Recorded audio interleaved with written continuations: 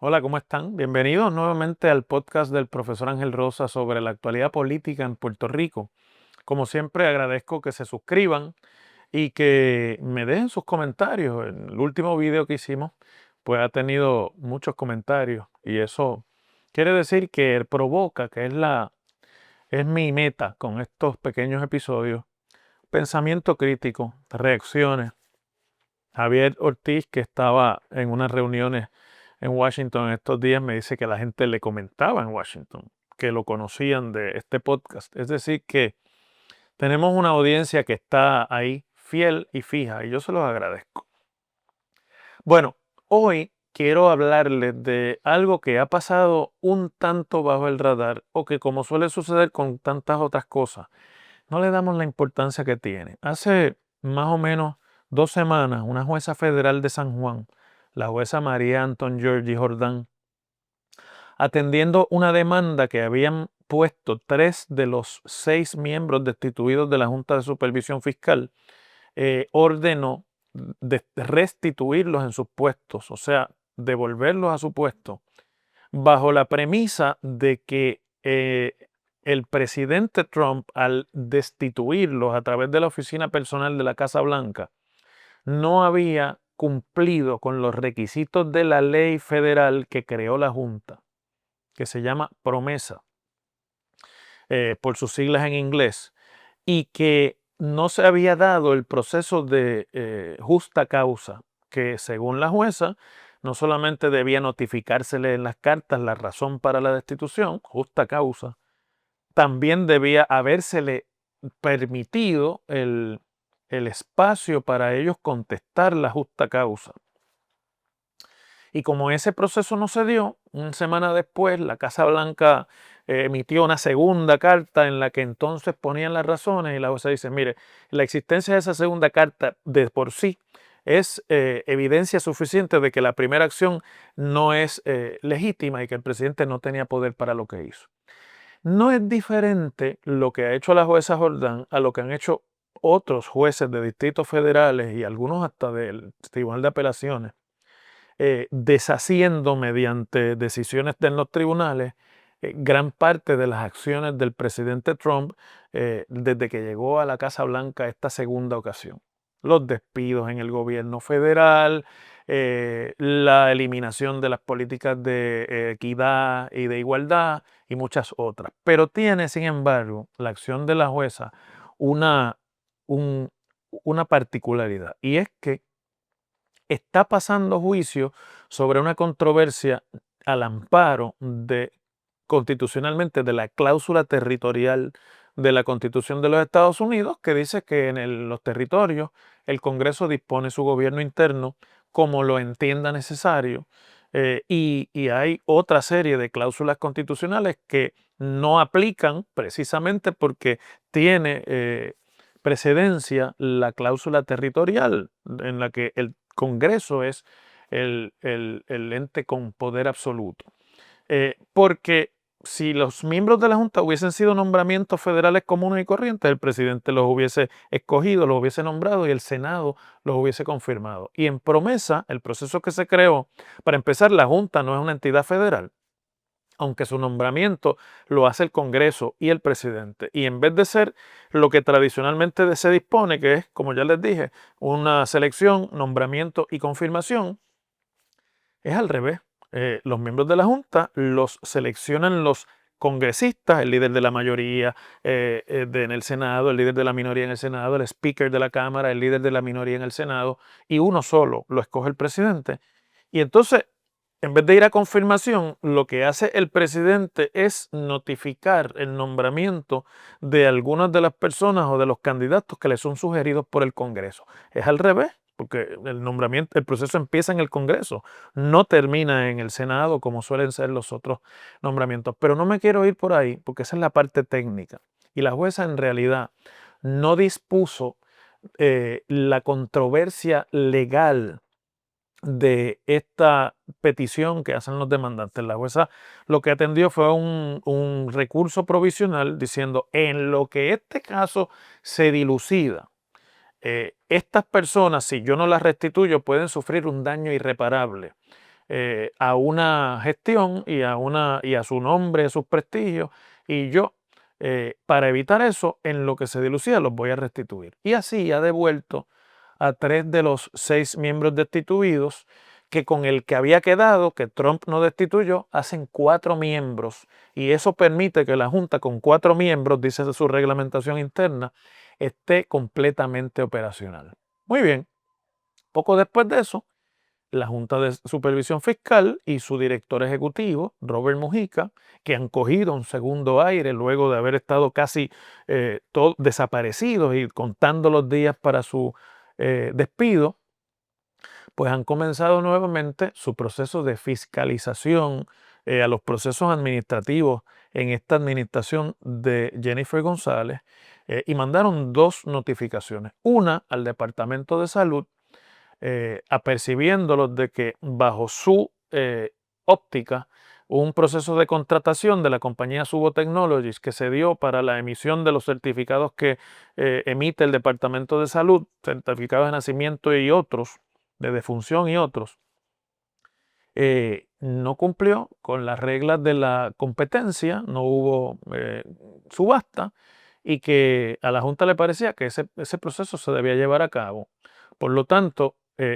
casi que invalidó el proceso, aunque el secretario de Salud interpreta que no, que es una sugerencia que la Junta le da, pero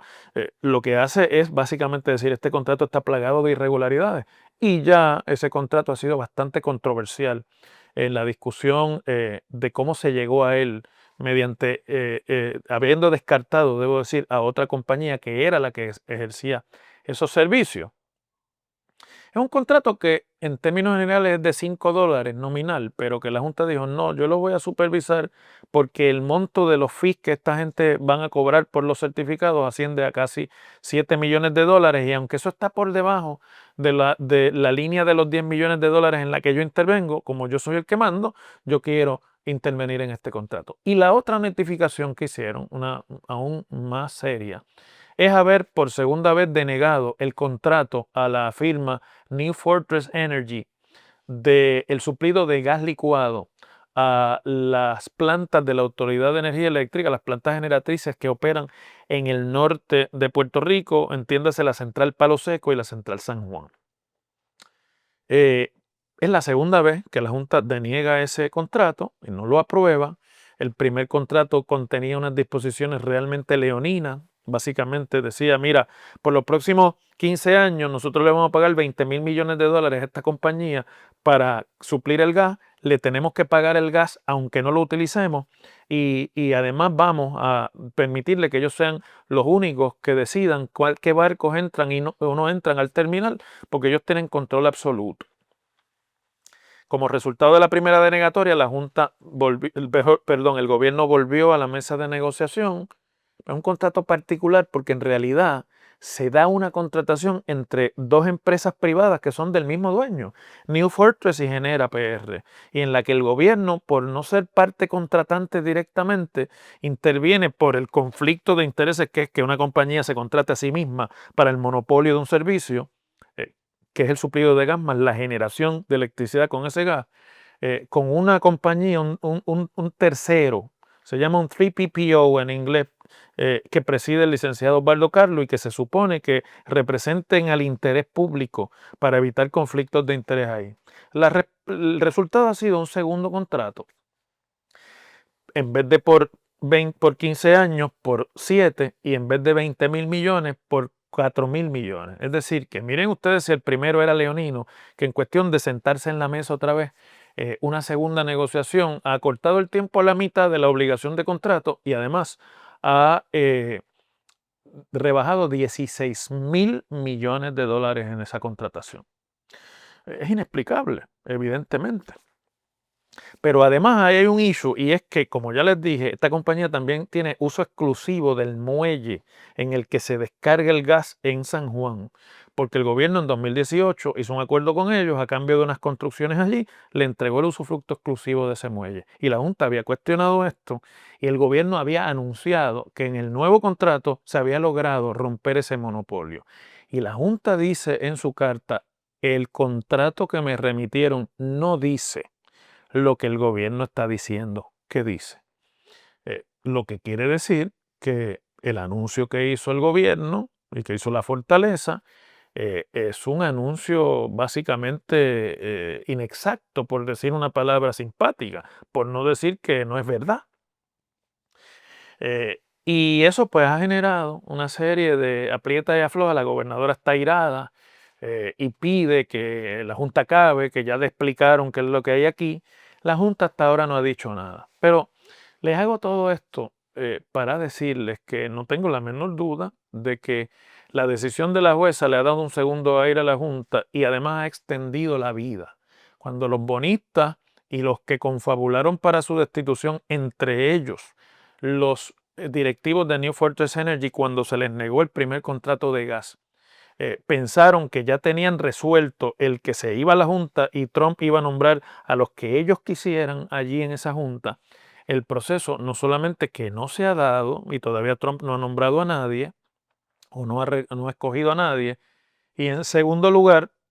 está ahora empantanado en el proceso de un pleito judicial y con el ejercicio de una orden judicial que para todos los efectos ha invalidado la acción del presidente y los ha puesto a la Junta nuevamente en control, cuando ya no parecía que habían perdido el control sobre la contratación en el gobierno, sobre las reformas gerenciales que hay que hacerle al gobierno o sobre la disciplina fiscal. La Junta ha regresado en un segundo aire que podría ser el aire de la muerte o podría ser el aire de la permanencia, pero esto todo está todavía para decidirse. Lo cual me hace a mí reflexionar con ustedes que esos dos contratos que la Junta ha señalado nos abren un poquito la puerta de cómo es que se maneja la contratación en el gobierno de Puerto Rico, no en esta administración, en todas, pero en esta que es la señalada. Desgraciadamente la contratología es uno de los males que afecta al gobierno de Puerto Rico y ha sido el reverso de esta política de privatización en la que Puerto Rico se ha embarcado casi 20 años después que el resto de América Latina. Y bueno, ya era hora que la Junta apriete el nudo y también creo que es hora de que, ya que no tienen nada que perder, porque igual en un mes podrían no estar ahí, pero están todavía en función, deben ser más estrictos y deben ejercer un mayor control. La Junta es antipática, es antidemocrática y es colonial. Y esa humillación de que tengamos 7 individuos, en este caso van a ser 4 por el momento, que decidan por encima de lo que el gobierno electo de la isla eh, escoja,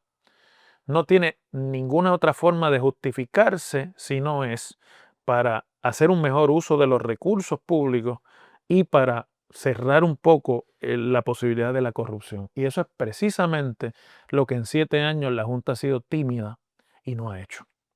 O si lo ha hecho con un lenguaje que los gobernantes y los burócratas en el gobierno de Puerto Rico no han entendido. Así que ya es hora de que, como